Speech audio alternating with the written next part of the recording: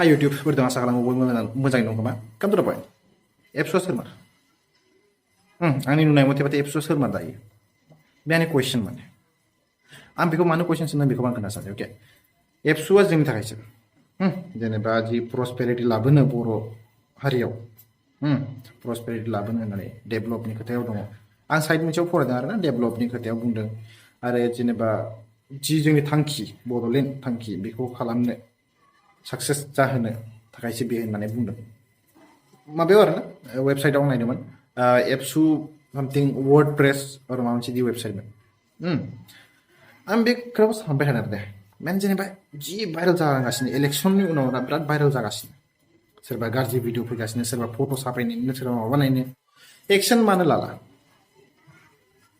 ना इलेक्सनखौल' देरहानोल' थाखाय माने एक्सन लायोमोन नामा सिगांहाय बे आंनि कुइसन माने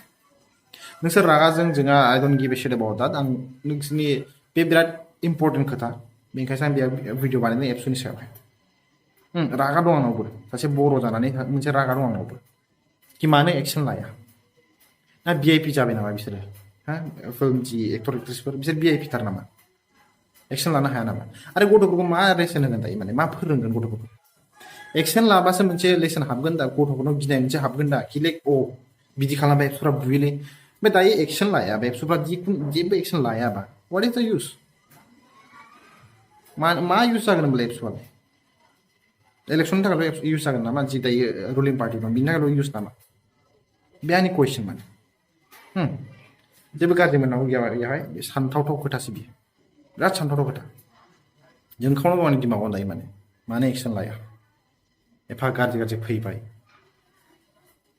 मा फोरोंगोन जों जोंनि फंबाय बिनानावफोरखौ मा फोरोंगोन जों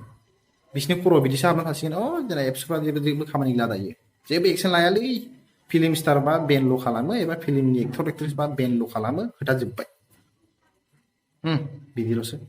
सानसिगोन दायो जोंनि जि उन्दै उन्दै फंबाय बिनानावफोर फैगासिनो बिसोरो इउटुबाव फैदों अबाव फैदों सोर बिसोरखौ इन्सपिरेसन्स लायो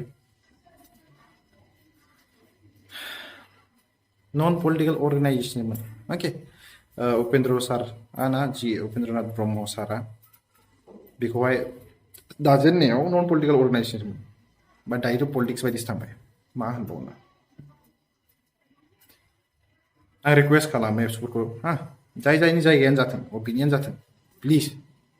नोंसोरो हायोबा थाबैनो एक्सन लादो बेखौ आरो पाब्लिकखौ देखायखैलाय एक्सन लादों होननानै अके बेखौल' लुबैयो आं आरो भिडिअआवथ' बारा जेबो आं होननोबो गोसो गैया रागा दङ दोनगोन आंनियावनो आं सोंनांगौ आं कुइसनखौ सोंबाय एबसुआ सोरमार